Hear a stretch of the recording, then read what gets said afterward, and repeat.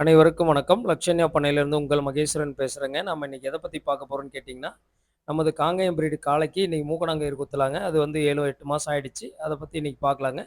அதே மூக்கு கயிறு பார்த்தீங்கன்னா, நல்லா இது மாரி ஷார்ப்பா மூக்கு கயிறு நல்லா ஷார்ப்பா இருக்கணும். குத்துற ஊசி வந்து புது ஊசியா இருக்கணும். துரு பிடிக்காத ஊசியா இருக்கணும். பார்த்தீங்கன்னா, உங்களுக்கு நல்லா தெரியும். நல்லா ஷார்ப்பா இருக்கிறது மட்டும் இல்லாம, துரு பிடிக்காம புது ஊசி நம்ம வாங்கியிருக்கோம். அதில இது மாரி கயிற மூக்கணாங்கயிறு போட்டு நம்ம ஃபர்ஸ்ட்டு மடக்கி இழுத்துக்கிறோம். அதில இழுத்து டேப் அடிச்சுக்கலாம். ஏன்னா டேப் அடிச்சிங்கன்னா, இப்ப நம்ம குத்தி பழக்கம் இருக்கிறனால டேப் அடிக்கலைங்க. மடக்கி கையில புடிச்சு அப்படியே குத்திக்கலாங்க. அதில இந்த செடியோட பேர் பார்த்தீங்கன்னா, தண்ணீர் பூண்டு தழைன்னு நம்ம ஏரியாவுல சொல்லுவாங்க. இது காயம் ஆயிடுச்சுன்னா, கால்கள்ல காயம் ஆச்சுன்னா, அந்த காயம் ஆகுற இடத்துக்கு இந்த தழைய புழிஞ்சு வச்சோம்னா, அப்படியே கசக்கிட்டு அத தடவி விட்டோம்னா, அது ஆன்டிபயோட்டிக்கா சீக்கிரம் ரத்தம் வராது நின்றும். அது ஒரு தழைங்க. அத வந்து நம்ம கயிறுல இழுத்துக்கிறோம். ஏன்னா, சப்போஸ் நம்ம கரெக்ட்டா மூக்கணாங்கயிறு குத்திட்டோம்னா, ரத்தமே வராது. அதுதான் மெயின்ங்க. அதுக்கு இருந்தாலும் காயம் ஆயிருந்துன்னா, அது உங்களுக்கு வேற எந்த சைட் எஃபெக்ட்டும் வராது அப்படிங்கிறதுக்காக, நம்ம இந்த கயிற தேய்ச்சுக்கிட்டோம். இந்த கன்னுக்குட்டி பார்த்தீங்கன்னா, நம்ம காங்கேயம் பிரீடு நாமளே வாங்குனோம். கன்னுக்குட்டி வெளியிலேருந்து எடுத்து புட் கொட்டில் இதில நம்ம புட்டிப்பால் குடுத்து வளர்த்துறோம் அப்படின்னு சொல்லி ஏற்கனவே போட்டிருந்தோம்.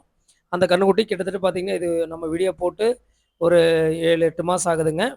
இந்த கன்னுக்குட்டி இப்ப இப்ப ஸ்டேஜ் பார்த்தீங்கன்னா, ஒரு 8 மாசம் ஆயிடுச்சு.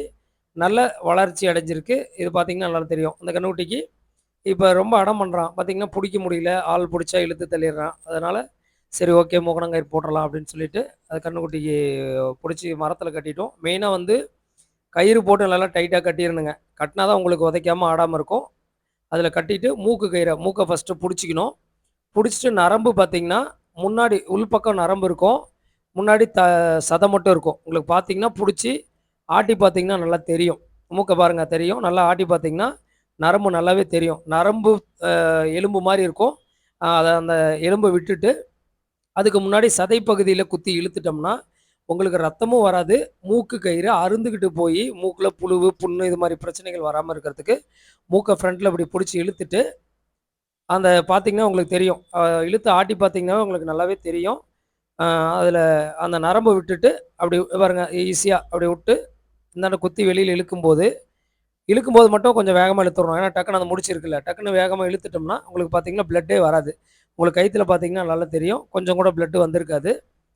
அ போட்டுட்டு நல்லா கழுத்து கட்டி கயித்தோட சேர்த்து கயிற முடிச்சு போட்டுறோம். அத கொஞ்சம் ஃபர்ஸ்ட்டு டைம் போடும்போது கொஞ்சம் கயிற ஃப்ரீயா 2 பக்கமும் இழுத்து பார்த்தீங்கன்னா, நல்லாவே தெரியும். எப்படி ஃப்ரீயா வருதுன்னு பாருங்க. எந்த காயமும் இல்ல. அதுக்கு வலியுமே, ரணமும் இல்லாத மாரி, அந்த மூக்கு தண்டுக்கு முன்னாடி குத்தும்போது, வலி இல்லாம இருக்குங்க. அப்படி குத்திக்கலாம். அப்படி குத்தும்போது உங்களுக்கு காயமே ஏற்படாது, ரத்தம் வராது, மூக்கும் அறுக்காது. இப்படி குத்திட்டீங்கன்னா, உங்களுக்கு மாடு நம்ம சொல்ற மாரி கேட்பான். இப்ப பார்த்தீங்கன்னா, உங்களுக்கு அந்த புடிச்சுக்கிட்டு போம்போது நம்ம கூட கரெக்ட்டா வரான் இப்ப. அதனால நம்ம மூக்கு கயிறு குத்திட்டோம். அதே மாரி இந்த கன்னுக்குட்டி மட்டும் இல்லைங்க. நம்மகிட்ட 2 காங்கேயம் ப்ரீடுல இருக்கு.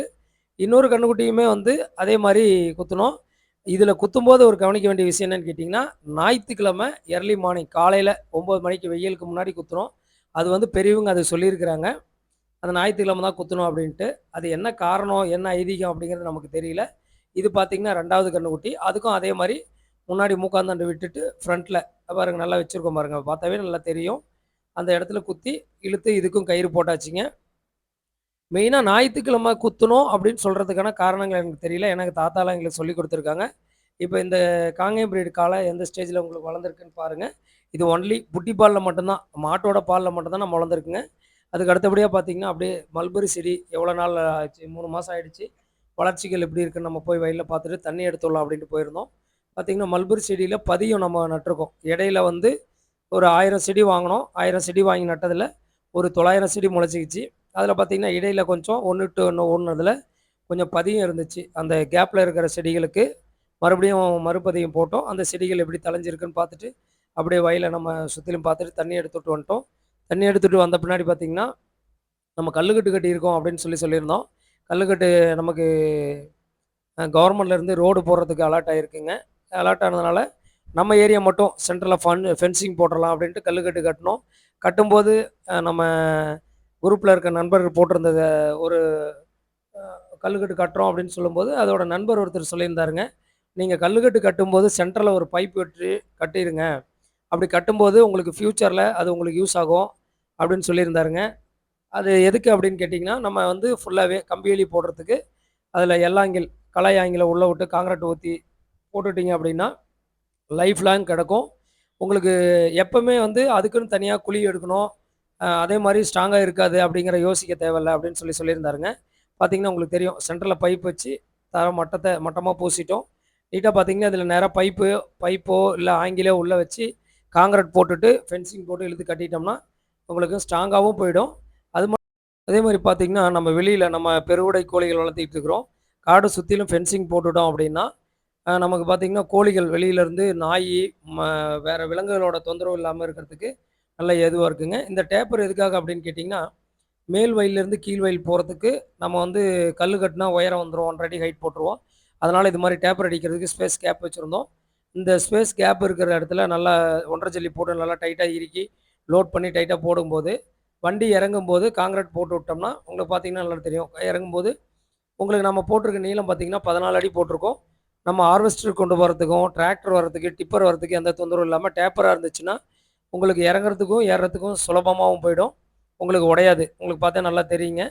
நல்ல டேப்பர் போட்டிருக்கிறோம். இது மாரி நம்ம டேப்பர் போடுறதுனால, உங்களுக்கு பாதுகாப்பாவும் போயிடும். வரப்பும் உங்களுக்கு டேமேஜ் ஆகாது எந்த காலத்துலயுமே.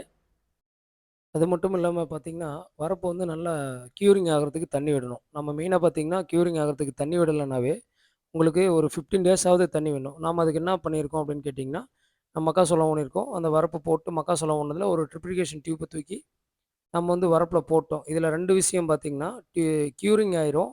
ஒண்ணு நல்லா தண்ணி செட்டிலிங் ஆயி நல்லா கான்கிரீட்டும் போட்டிருக்க கலவை கலந்தது பூசுனதும் க்யூரிங் ஆயிடும். அதே மாரி வரப்புல மேல பில்லு முளைச்சிரும். பில்லு முளைக்கும்போது பார்த்தீங்கன்னா, வேர் நல்லா பின்னி வரப்பும் நல்லா செட் ஆகி டைட்டா இறுவி போயிடும். உங்களுக்கு பார்த்தீங்கன்னா நல்லா தெரியும்.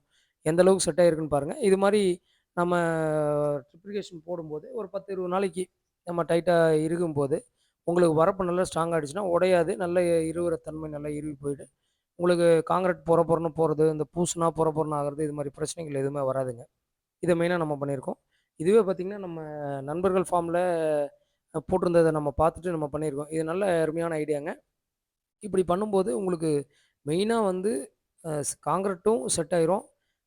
அந்த வரப்புல பில்லு முளைச்சிரும். பில்லு முளைச்சு, அருகம்பில் முளைச்சு, வேர் பின்ன ஆரம்பிச்ச உடனே, உங்களுக்கு மண்ணரிப்ப முற்றிலுமா தவிர்த்துரும். இது மிக முக்கியமான விஷயங்க.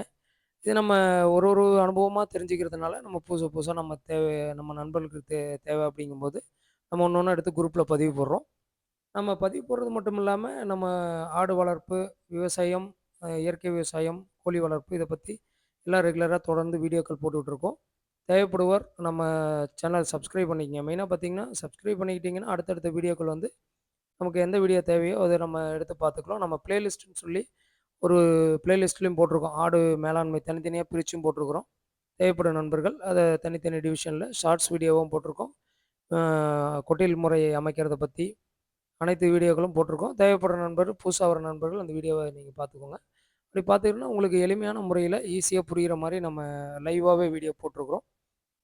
அ அது மட்டும் இல்லாம, நம்ம பெட்டை குட்டிகள், கிடாய் குட்டிகள் எல்லாம் நம்ம ஃபார்ம்ல இருந்து சேல் பண்ணிட்டுருக்கோம். தேவைப்படும் நண்பர்கள் நம்ம ஸ்க்ரீன்ல தெரிய நம்பருக்கு புக் பண்ணிக்கங்க. நம்ம ஆர்டர் பேஸ்ல தான் குடுக்குறோம். நம்ம வெளியில இருந்து எங்கேயும் எடுத்து குடுக்குறதில்ல. நம்ம இருக்கிற பேரண்ட் ஸ்டாக் பார்த்தீங்கன்னா, ஒரு 30 தாயாடுகள் நம்ம வச்சிருக்கோம். அதில வருஷத்துக்கு ஒரு 10 மாசத்துக்கு ஒரு 60 குட்டி. நம்ம அந்த ஸ்டேஜ்ல குடுக்கறதுனால, நெறைய பேர் குட்டி கேட்கறாங்க. நம்மளால குடுக்க முடியல. அதுதான் பெரிய ரொம்ப கவலையா இருக்கு. இதுக்கு மேல நம்மளாலயும் பராமரிப்பு பண்ணா நம்ம குவாலிட்டியா குடுக்க முடியாது அப்படிங்கிறதுக்காக, நம்ம முடிஞ்ச அளவுக்கு தரமான குட்டிகள் குடுத்துட்டு இருக்கிறதுனால, கம்மி குவான்டிட்டில வச்சா தான் தரமான குட்டிகளுக்கு நெறைய அடர் தீவனங்கள் குடுத்து நல்லா பாதுகாப்பு பண்ண முடியும் அப்படிங்கிறனால குடுக்குறோம். பயனுள்ள தகவல் தெரிஞ்சுக்கணும்னா, சேனல் நம்ம சப்ஸ்கிரைப் பண்ணிக்கங்க. வீடியோ பார்த்த அனைவருக்கும் நன்றி, வணக்கம்.